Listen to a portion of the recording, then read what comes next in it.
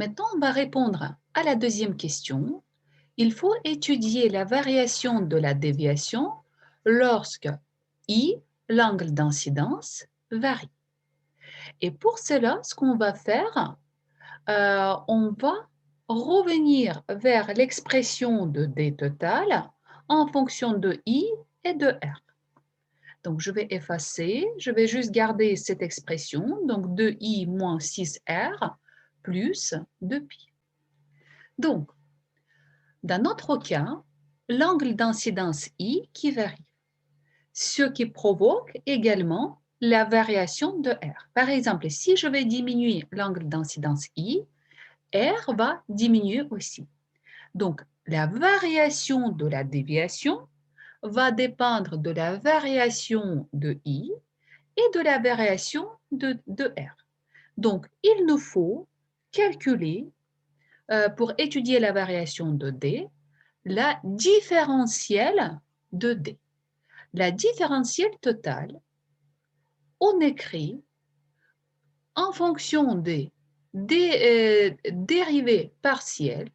Donc, nous avons deux variables, R et I, donc qui varient. Donc, on pose cette question, qu'est-ce qu'il varie?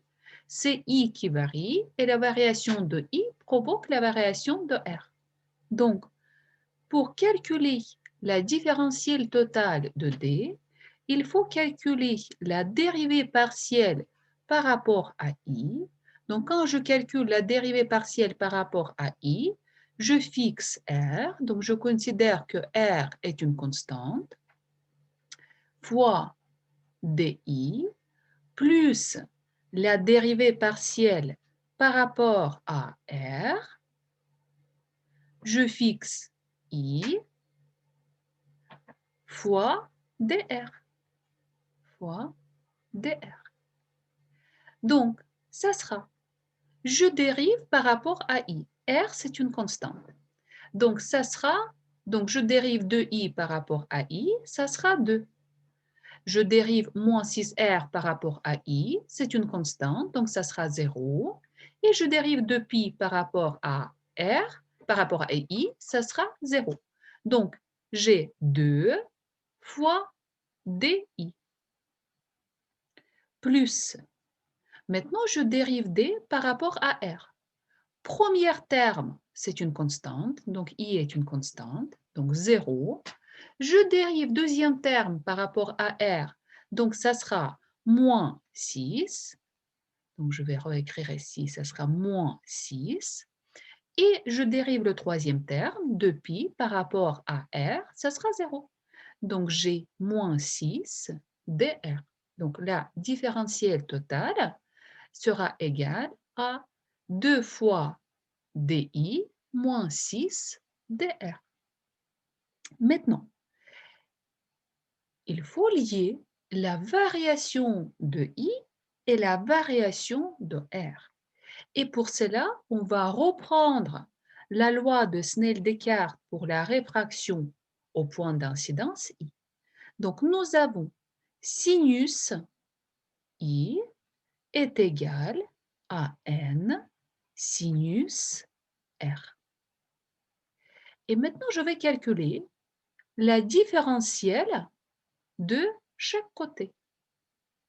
Donc, d de sinus i par rapport à i, donc je dérive par rapport à i, ça sera cosinus i fois di, vu que c'est la différentielle. Donc, la différentielle, c'est la dérivée fois di, de quelque chose.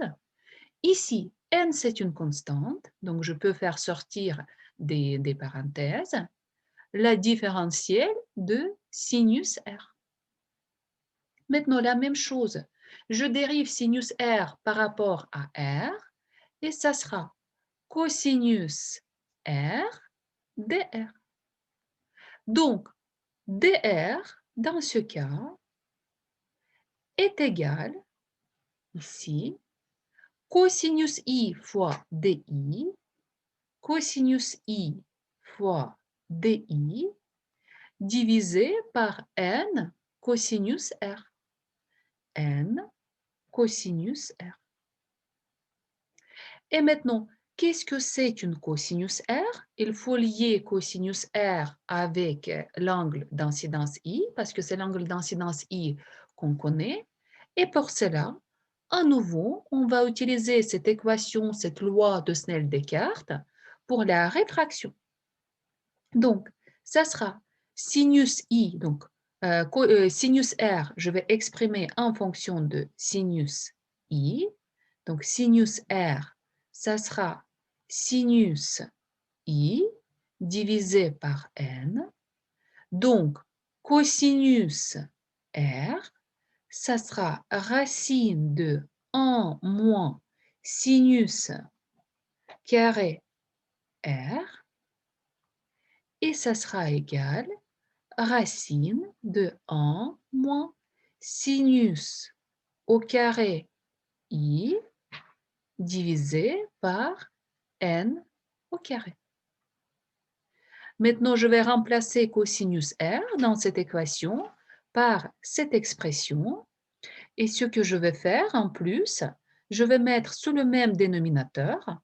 Donc, ça sera N au carré moins sinus au carré I, racine de N au carré, donc ça sera sur N. Donc, d'où dr sera égal à cosinus I fois di divisé par N, racine N au carré moins sinus au carré I, et N passe en numérateur. N. N et N se simplifient et il me reste cosinus I fois di divisé par racine de N au carré moins sinus au carré I.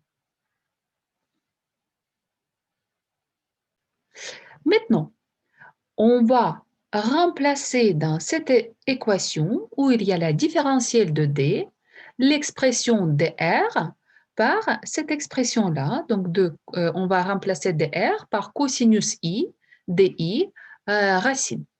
Donc, je vais effacer cette partie-là qu'on n'aura pas besoin et je vais juste laisser l'expression de dr.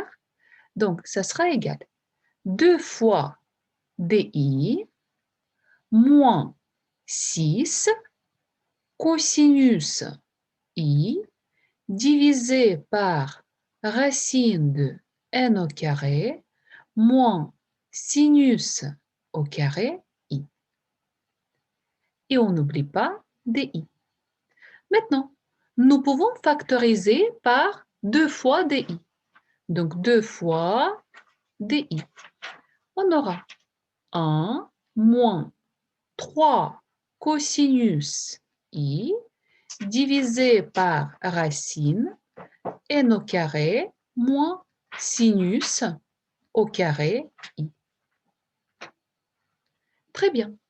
Maintenant, moi je cherche dans cette question comment varie D lorsque I varie. D'accord? Cette question-là se traduit, par exemple, est-ce que D augmente? Est-ce qu'il y a un extrêmum? Est-ce que D diminue? Et pour répondre à cette question, il faut calculer la dérivée de la déviation par rapport à I. Et qu'est-ce que c'est la dérivée? En fait, c'est dd divisé par di.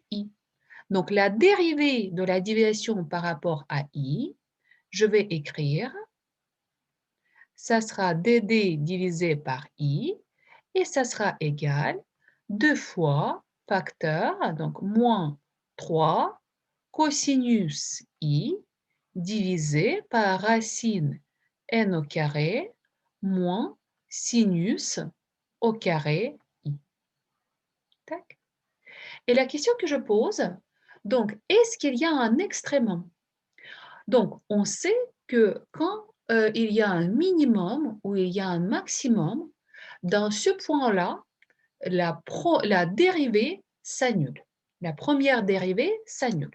Donc, je vais essayer à retrouver les valeurs de i pour lesquelles la dérivée de la déviation sera égale à 0. Donc, ça sera 3 cosinus i divisé par racine n au carré moins sinus carré i est égal, donc 1 moins, je vais mettre de l'autre côté, est égal à 1. Donc, et maintenant, il reste à résoudre cette équation. Donc, j'aurai 3 cosinus i est égal à racine de n au carré moins sinus au carré i. Maintenant, vu que dans notre cas, i varie de 0 à pi sur 2, donc cosinus est positif, donc je peux mettre au carré les deux côtés de l'équation et j'aurai, donc je vais mettre au carré les deux côtés, donc cet côté-là, et j'aurai 9 cosinus carré i est égal à n au carré moins sinus carré i. Maintenant, je vais remplacer, par exemple, sinus au carré i par 1 moins cos carré i. Donc, ça sera n au carré moins 1 moins cosinus au carré i. Donc, ça sera n au carré moins 1 plus cos carré i. Donc, 9 cos carré i est égal à n carré moins 1 plus cos carré i. Donc, 8 cos carré i sera égal à n au carré moins 1. Donc, cosinus au carré i sera égal à n au carré moins 1 divisé par 8. Donc, la dérivée de la déviation par rapport à i s'annule quand cosinus de i est égal à racine de n au carré moins 1 sur 8. Donc, pour l'angle que je vais appeler IM, qui est égal à arc cosinus de racine n au carré moins 1 sur 8, nous avons soit le maximum de la déviation, soit le minimum de la déviation. Maintenant, pour connaître s'il s'agit de maximum ou de la minimum, il faut étudier le signe de la première dérivée entre cette valeur-là, sur l'intervalle entre 0 et pi sur 2. Donc ça, c'est notre angle I. Au milieu, quelque part, il y a IM. Donc, si on aura que la dérivée sur cet intervalle-là, première dérivée, diminue et après augmente, donc il s'agit bien de minimum. Si au contraire, la dérivée augmente et puis diminue, donc il s'agit de maximum. Donc, et pour cela, pour connaître, la méthode est le plus simple. Donc, il faut revenir vers l'expression de la dérivée que nous avons trouvée et il faut prendre un des valeurs qui appartient à premier intervalle, donc avant IM, et une des valeurs qui appartient à ce deuxième intervalle après IM. Le plus simple, c'est de prendre les valeurs extrémum. Donc, 0 pour cet intervalle-là, c'est le plus simple, et pi sur 2 pour l'autre intervalle. Donc, reprenons l'expression, donc je vais effacer tout ça, de la dérivée de la déviation que nous avons trouvée. Donc, je vais recopier. Voilà. Alors, premier intervalle, je vais marquer l'intervalle 1, l'intervalle 2. Et je vais prendre l'angle I égale 0 qui appartient à ce premier intervalle. Je vais même souligner cet intervalle en rouge, là. Donc, I égale à 0. Donc, I égale à 0. Dans ce cas, cosinus de 0 vaut 1, sinus de 0 vaut 0, et on obtient que d par di, donc première dérivée, ça sera 2 fois 1 moins 3 divisé par n. Donc, en tenant compte que n de vert, c'est à peu près 1,5, donc 3 divisé par 1,5, ça sera 2. Et dans ce cas, 1 moins 2, ça sera négatif. Donc, dans le cas de vert, 1 moins 3 divisé par 2, ça sera négatif. Donc, dd sur di, ça sera négatif. Maintenant, je vais prendre un autre intervalle. Je vais considérer un autre intervalle. Je vais présenter ici un vert. Et un point qui appartient à cet intervalle-là, c'est pi sur 2.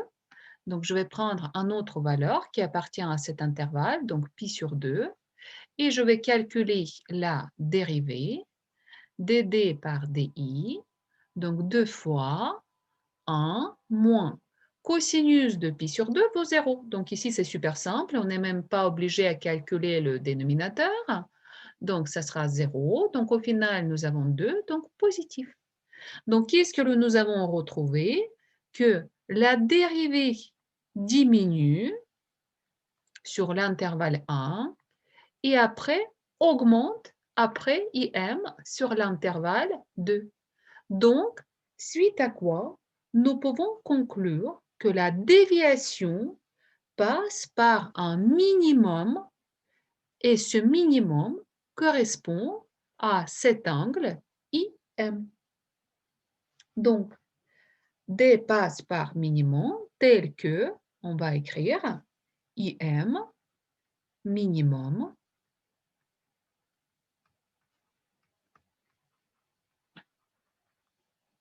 et ce minimum est égal arc cosinus racine de n au carré moins 1. Et si maintenant, schématiquement, on trace la variation de D en fonction de I, donc ça c'est notre D, ça c'est I, D passe par minimum, voilà, ici un IM. Donc, pour les angles d'incidence I qui sont petits, c'est-à-dire que proches à la normale, la déviation sera grande, puis déviation diminue petit à petit, et quand la déviation passe par un minimum, elle augmente à nouveau. Voilà, nous avons répondu à toutes les questions.